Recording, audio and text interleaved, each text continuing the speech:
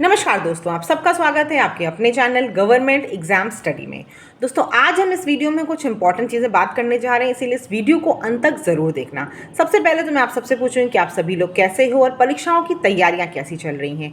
लेखपाल की अगर बात करें तो दोस्तों आप चैनल पर जाकर देख सकते हो, मैंने आपको स्ट्रैटेजीज़ बुक लिस्ट और भी आपको कुछ कंटेंट प्रोवाइड किए थे। आपसे बार बार बोला था कि आप प्लीज़ अपने दोस्तों के साथ से शेयर करो, चैनल को ज़्यादा से ज़्यादा को आप सब्सक्राइब करवाओ, ठीक है। लोग ज़्यादा से ज़्यादा देखेंगे तो मेरा देखो ये था कि मैं आप भी इस जॉब में जब सेलेक्ट हो जाओगे तो आप देखोगे कि काम ज़्यादा होता है, तो कहीं ना कहीं टाइम निकाल पाना बड़ा मुश्किल था। तो मैंने कुछ टीम बनाई थी, सोचा था उनके साथ काम करेंगे, मगर वो चीज़ें नहीं वर्कआउट हो पाई।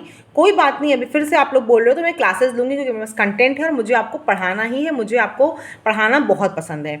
लेकिन अभी कुछ चीज़ें आपको बताना चाहती हूँ। वैसे अभी मैंने, पता होगा अगर आप मेरे चैनल से जुड़े होंगे, कि मैंने पीसीएस का मेंस दिया था 2024 वाला, जिससे मेरा सिलेक्शन नहीं हुआ।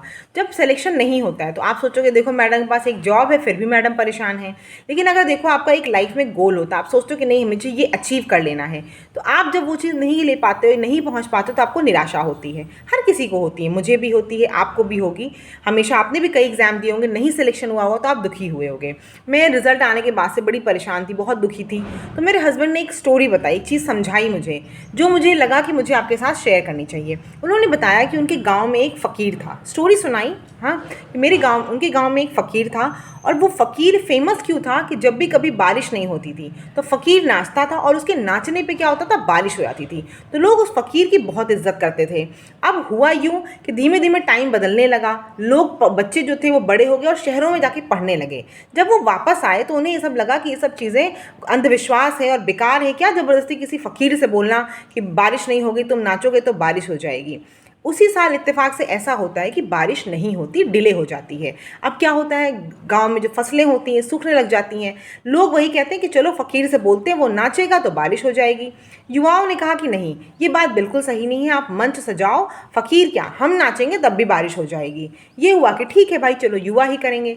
युवा गए नाचने के लिए, स्टेज पे चढ़े, 6 घंटे 8 घंटे एक दिन पूरा उन्होंने नाचा। अगले दिन फिर थक गए वो, उन्होंने कहा ये सब कुछ नहीं है, सिर्फ बेकार की बातें हैं, किसी के नाचने से भला बारिश होती तो अब तक हो जाती। और वो सब स्टेज से मन से उतर आए।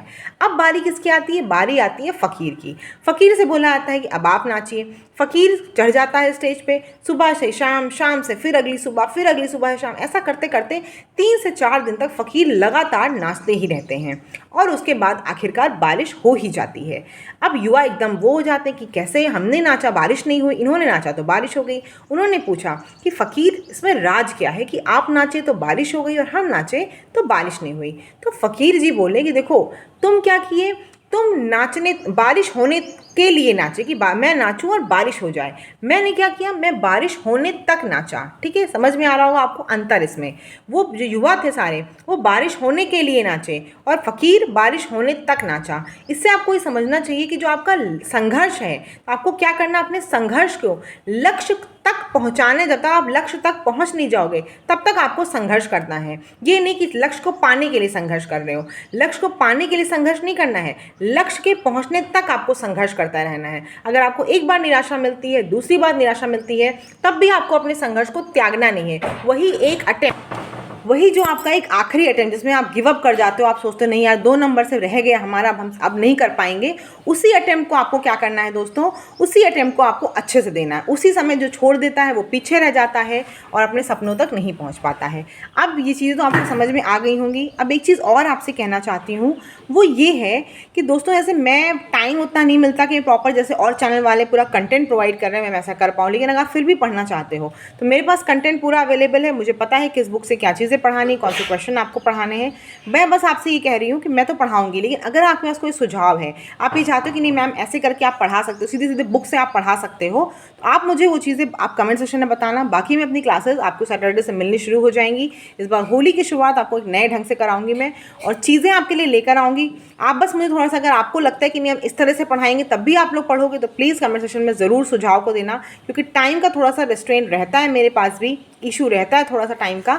तो अगर मैं टाइम बचा पाऊँ अपना और आपका भी टाइम हो पाए, इससे कि हम लोग 1 घंटे की क्लास में ज़्यादा से ज़्यादा मैटर पढ़ पाएँ, आपको मेरे पढ़ाने का तरीका पसंद आता है, आप चैनल पे जाके देख सकते हो, तो प्लीज़ ज़रूर उन चीज़ों को बताना। और जो मैंने बात बोली, जो स्टोरी बताई है आपको, उसको ज़रूर ध्यान में रखना। अपने लक्ष्य तक हमें संघर्ष करना, तब तक गिव अप नहीं करना है। और मैं भी उसी संघर्ष को लेकर फिर से आगे पढ़ाई करूँगी और आप सभी को भी यही बोलूँगी कि अपने लक्ष्य पाने तक आपको संघर्ष करते रहना है। चैनल पर नए होंगे, चैनल को सब्सक्राइब ज़रूर करना और मैंने जो चीज़ें आपसे बोली, सुझाव आपसे मांगे, उसको ज़रूर मुझे बताना। बाकी जो आपकी क्लासेज़ हैं, एनवायरनमेंट की हम लोग चल रहे थे, एनवायरनमेंट की ही क्लास को हम लोग जल्द से जल्द ख़त्म करेंगे।